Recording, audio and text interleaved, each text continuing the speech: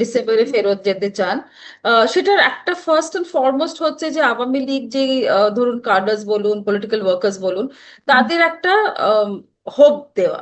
কারণ আমরা যেটা জানি 24 অগস্টের যেটা হয়েছিল, বেশিরভাগই বা মানে specially high level leadership Awami লীগের সব দেশ ছেড়ে চলে আসে। তো ওখানে দু একজন আছে মানে লিডারশিপের পজিশনে, আর বেশিরভাগ ওয়ার্কার্সরা।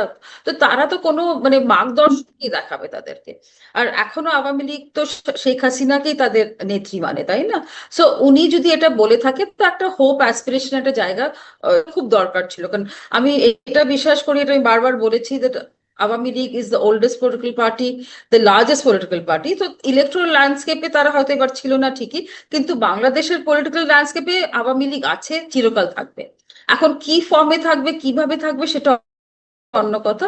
এবার শেখ হাসিনা যদি নিজে যেতে চান দেশে, নিশ্চয়ই মানে সেটা তো একদমই ওনার ব্যাপার। আমার মনে হয় না এটার মধ্যে ভারতের কোনো বক্তব্য থাকতে পারে।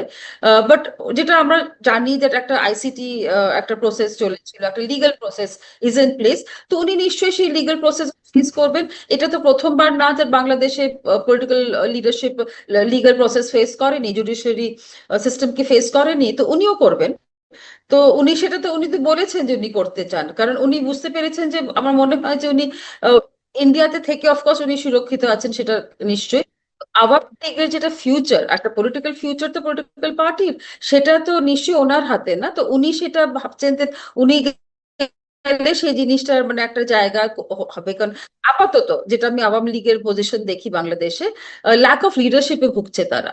সো অফকোর্স তারা ইলেকশনে যোগ দিতে পারেনি, সেটা একটা টেকনিক্যাল ব্যাপার আছে। কিন্তু এই যে যেটা আমি বলছি যে পলিটিক্যাল ল্যান্ডস্কেপে তারা কিভাবে আবার যোগদান হতে পারে, সেটার জন্য শেখ হাসিনাকেই একটা স্টেপ নিতে হবে। বুঝবেন that কিভাবে সেটাকে শেখ হাসিনার ওপরে এটা দায়িত্ব যে আওয়ামী লীগ কি করে মানে অ্যাক্টিভ থাকবে, কি করে কন্ট্রিবিউট করবে to the political landscape of Bangladesh. আমি আমি নট রিয়েলি শিওর, কারণ আমরা জানি যে এক্সট্রাডিশন রিকোয়েস্ট করা হচ্ছে, এর অনেক আছে, প্যারামিটার্স আছে, একটা লিগ্যাল প্রসেস আছে। সো এক্স্যাক্টলি কি হবে তা আমি জানি না, কিন্তু এটা আমি মানে যদিও এটা মানে কম্পেয়ার করা ঠিক কথা আমি বলছি না হয়তো, কারণ আলাদা সিচুয়েশন। তারেক রহমান অফ 17 বছর বাইরে ছিলেন, ওনার এগেনস্টে কিন্তু অনেকগুলো কেস চলেছিল সেই সময়। আস্তে আস্তে সেগুলো বাতিল হয়ে গেছিল। তো সেইভাবে আমার মনে হয় যে কিছু একটা লিগ্যাল প্রসেস, একটা মানে জুডিশিয়ারি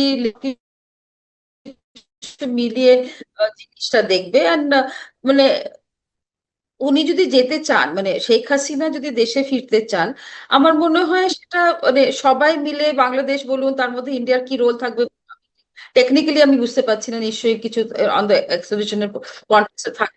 কিন্তু বাট যদি মানে as a former prime minister উনি দেশে যেতে চান, আই এম শিওর সেরকম ভাবে সিচুয়েশনটা, ওইভাবে একটা এনভায়রনমেন্টটা ওইভাবে এনাবলিং করা হবে।